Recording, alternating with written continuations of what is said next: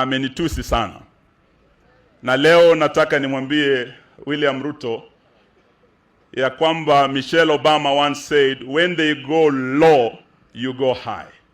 When they go low, we go high. Today, William Ruto, you have stooped the lowest you have in your public life. What you say today, now, the insults against Eugene Wamalwa was quite unprecedented. Very unprecedented.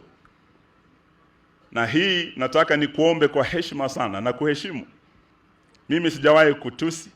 Ya kwamba ulikuwa na hasira hata ukataka kunichapa kofi. It is the truth. It's not an insult.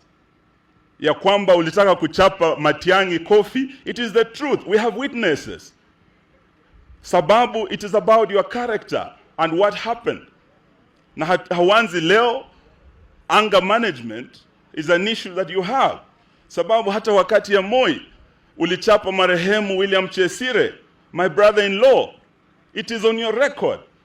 Sasa tukisema yale ambayo umefanya, labda sababu ya hasira na failure to manage your anger, Eugene Wamalwa is not insulting you.